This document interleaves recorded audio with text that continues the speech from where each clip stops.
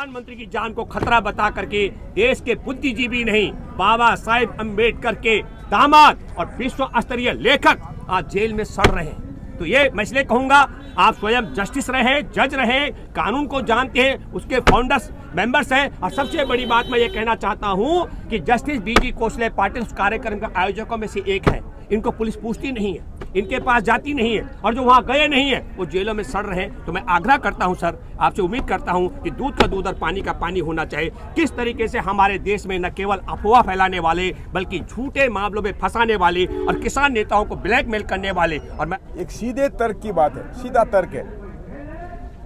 बाबरी मस्जिद गिराई, फायदा किसको हुआ? गोधरा हुआ, फायदा किसको हुआ? अहमदाबाद किया, फायदा किसको हुआ? पठानकोट, उरी, पुलवामा, बालाकोट, जो भी हुआ फायदा किसको हुआ? तो जिसको फायदा हुआ उसने ये करवाया। तो पुलवामा का जो आरडीएक्स है, आपको मालूम है कि नहीं मालूम है, उसका मैन्युफैक्चरिंग लेबल मिला वो नागपुर का है, वो नागपुर का है, यानी हमारे देश का आरडीएक्स है। 18 बॉम्ब स्फोट हुए, सभी संघीयों ने किए, उनके पदाधिकारियों ने किए, फायदा किसको हुआ? तो ये जो देश में अशांतता फैलाने का काम हो रहा है, तो हमें सोचना चाहिए उसके बाद फायदा किसको हुआ। तो ये उनकी, अभी भीमा कोरेगांव पे आता हूँ मैं, जो मैंने आपसे पहले प्रेस कॉन्फ्रेंस में बात करी कि रोटी, कपड़ा, मकान, स्वास्थ्य और शिक्षा, इसी के इर्द गिर्द हमारी राजनीति होनी चाहिए, ना कि हिंदू मुसलमान, ना कि भारत पाकिस्तान, ना कि भारत कश्मीर, ना कि लव जिहाद, ना कि घर वापसी। ये जो सब फालतू बातें हैं, इस पे हम उलझा रहे हैं। इसीलिए रोटी, कपड़ा, मकान, स्वास्थ्य और शिक्षा के तरफ हमारा ध्यान नहीं जाता। तो इसके इर्द गिर्द हमारी राजनीति होनी चाहिए। इसके लिए हम 31 दिसंबर, हर 31 दिसंबर को मैं और जस्टिस सावंत, हम दोनों ही ऑर्गेनाइजर हैं, दूसरा कोई नहीं है। जस्टिस सावंत सुप्रीम कोर्ट के जज रहे, तो हम दोनों ने अरेंज किया था 17 दिसंबर, 31 दिसंबर, 17 को, क्योंकि 18 को, 18 को भीमा कोरेगांव के शौर्य दिन था। वो शौर्य दिन क्या है कि हमारे यहाँ की जो सबसे नीचे जात है महार, उन्होंने पेशवा यानी ब्राह्मणों पर हमला करके हजारों ब्राह्मण काटे थे। तो इसके लिए ये शौर्य दिन माना जाता है। तो हमें वो ब्राह्मण या जाति धर्म के बाहर से बात करनी है। हम किसी जाति धर्म के खिलाफ नहीं, लेकिन हम सोच के खिलाफ है।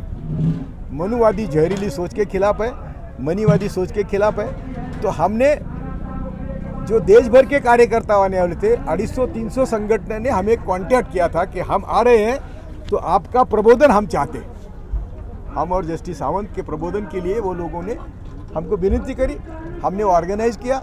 हजारों लोग थे। संघ के गढ़ में शनिवार वाड़ा से वो परिषद हुई, और वहाँ हमने सबको शपथ दिलाई कि हम सिर्फ रोटी, कपड़ा, स्वास्थ्य और शिक्षा के लिए राजनीति करेंगे, ना कि धर्म के लिए, ना कि जाति के लिए। ये शपथ लोगों को दिलवाई। बस मनुवादी जाग उठे। उन्होंने 8 दिन सोचा, 8 दिन कुछ नहीं किया। 8 दिन के बाद जो भी दूसरे दिन वहाँ दंगा था, दंगा करवाया संघ ने। दूसरे दिन जो 200 साल हो गए थे, तो बड़ा प्रोग्राम था। तो प्रेस लीग पहले दिन आ गई, वहाँ ना पानी मिलना चाहिए, ना खाना मिलना चाहिए, ना दुकान खुलेगी, ना कुछ खुलेगा। और गांव के घर घर पर पत्थरों के ढीक रचे हुए थे, पत्थर रखे थे, और ये लोगों पर मारना शुरू किया। इसका एल्गार परिषद से कोई संबंध नहीं था।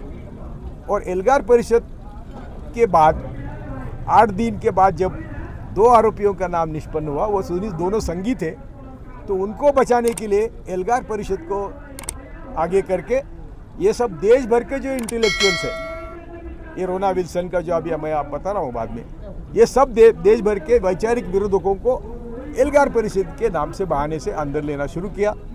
जस्टिस सावंत कौन है? तो जस्टिस सावंत ने अहमदाबाद दंगे की आयोग के वो सदस्य थे। जस्टिस कृष्णा अय्यर, जस्टिस सावंत और जस्टिस सुरेश, इन तीनों ने अहमदाबाद दंगे का आयोग की जांच करी थी, और उन्होंने रिकमेंड किया था कि मोदी, शाह और उनके गैंग को किसी हालत में मास मर्डर में प्रोसीड करना चाहिए, और इनको किसी हालत में किसी भी संविधान पद पर नहीं बिठाना चाहिए। ये उनका रिकमेंडेशन था। ये रिकमेंडेशन तो जस्टिस सावंत एल्गार परिषद के ऑर्गेनाइजर है, तो उनकी भी थोड़ी बदनामी हो जाए। कोलशे पाटिल तो हमेशा मैं मोदी शाह को हमेशा खूनी कहता हूँ, क्योंकि मेरे गुरु ने कहा, इसीलिए कहता हूँ। तो वो भी, तो उनको ये रिवेंज लेना था, इसीलिए ये सब लोगों को अभी क्या हुआ कि हम पहले दिन से बोल रहे हैं कि जिनको एल्गार परिषद के माध्यम से अरेस्ट किया वो 100% झूठ है, क्योंकि उनका हमारा संबंध ही नहीं, ना हम कभी उनको मिले हैं, ना उनके आइडेंटिफिकेशन परेड में भी हम उनको पहचानेंगे। तो फिर उन्होंने अरेस्ट किया। उनके कंप्यूटर में सब एक का कंप्यूटर है 2007 का, उसमें 2010 और 13 का डेवलप ये क्या बोलते हैं उसको, प्लॉटिंग किया। तो ये जिस कंपनी ने अमेरिका के ये इन्वेस्टिगेट किया है, कहती है it should be noted this is one of the most serious cases involving evidence tampering that Arsenal है। आर्सेनेल एक कंपनी है, झूठे एविडेंस का जांच करती है।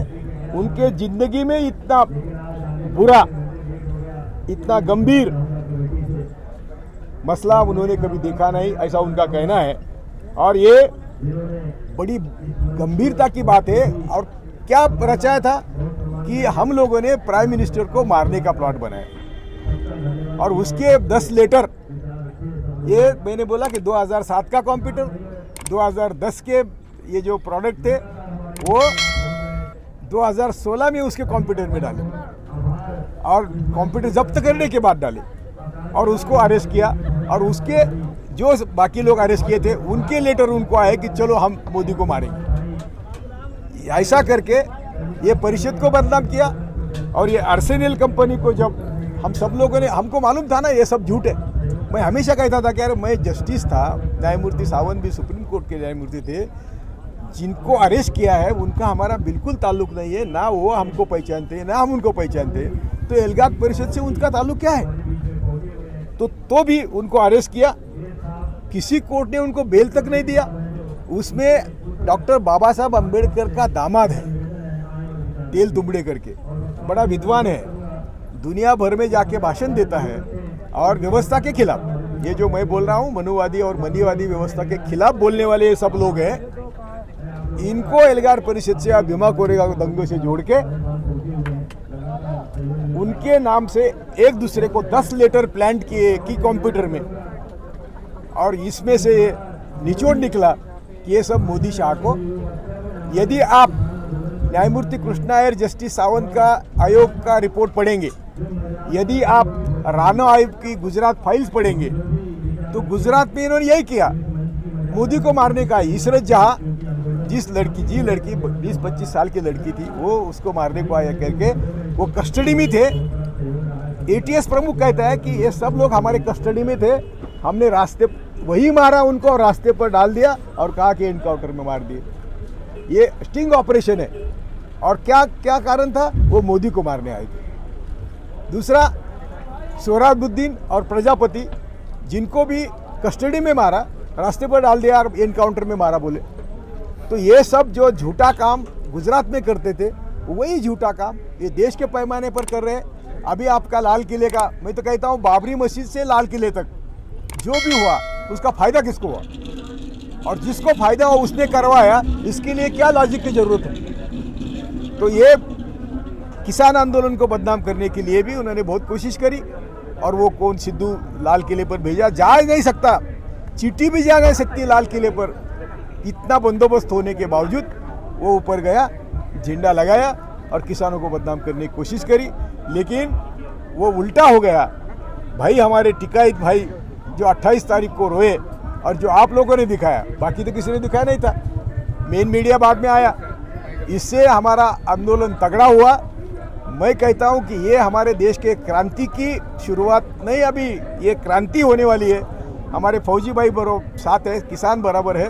हम सब, मैं पुलिस को भी विनती करता हूं कि जिनकी रोटी आप खाते हैं उनके ऊपर लाठी चलाने को शर्म आनी चाहिए।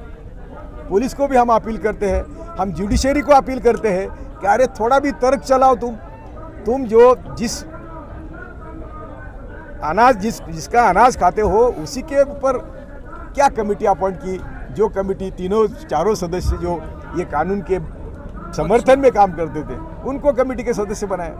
तो हमारे किसान क्या बच्चे हैं क्या, दूध पीते बच्चे हैं क्या? ये हम जो दूध बेचते हैं, अनाज बेचते हैं, इतना सस्ते में दुनिया में कहीं नहीं, इतना सस्ता बेचते हैं। तो इसलिए हम आज आपके माध्यम से फिर सब किसान भाइयों को विनती करते हैं, भीमा कोरेगांव तो 100% झूठा है। यदि मैं जज होता, देखो जिस दिन बाबरी का निकाला है ना 9 दिसंबर 2019 में निकाला है जस्टिस, तो मैं रात को मेरा डिसीजन लिख के रखा था। यदि मैं जज होता तो क्या करता, तो मैंने लिख के रखा था कि ये ज़मीन मैं किसको नहीं देंगा, ये ज़मीन नेशनल मॉन्यूमेंट के लिए देंगे, ना हिंदू को देंगे ना मुसलमान को देंगे, ये झगड़े को हमेशा के लिए ख़त्म करेंगे। ये मेरा डिसीजन था। यदि आज ये आरएसएनएल का रिपोर्ट कहता है कि 10 लेटर उसके कंप्यूटर में टैंपर किए थे, तो मैं तुरंत, यदि कुर्सी पर था मेरे सामने मैटर आती, तो मैं सबको पहले बेल पे रिलीज करता और बाद में केस चलने दो। क्या करें, ये SAP ऐसा वेपन है कि जो अंदर लेते लोगों को, उसमें 100 में से 2 लोगों को भी शिक्षा नहीं होती। लेकिन आज हमारे 85% दलित, मुस्लिम, आदिवासी जेल में है SAPA के तहत। 85% यानी 100 में जेल में है तो उसमें से 85 हमारे हैं, और शिक्षा तो 2 को होती है। तो ये 83 लोग जो जेल में रखे हैं, ये सब आंदोलन खत्म करने के लिए रखे हैं। ये मैं तो कहता हूँ कि कोविड, दुनिया में जो कोविड आया और हमारे यहाँ का कोविड की बात अलग थी। कोविड के बहाने हमारा आंदोलन ख़त्म करने का, मैं वो जो शाहीन बाग थी, हमारे सब बहनों को मैं सलाम वंदन करता था कि उन्होंने भी क्रांति की शुरुआत करी थी। हम आपके माध्यम से आज सबको ऐलान करते हैं कि किसान का आंदोलन ये सबका आंदोलन है। आप सब यहाँ आइए और भीमा कोरेगांव का आप नोट लीजिए, नोट करिए कि ये मोदी शाह हमेशा झूठा कारोबार करते हैं। इतने झूठे नेता भारत को नहीं, दुनिया में नहीं होंगे। ये बात करके मैं मेरा बात समाप्त।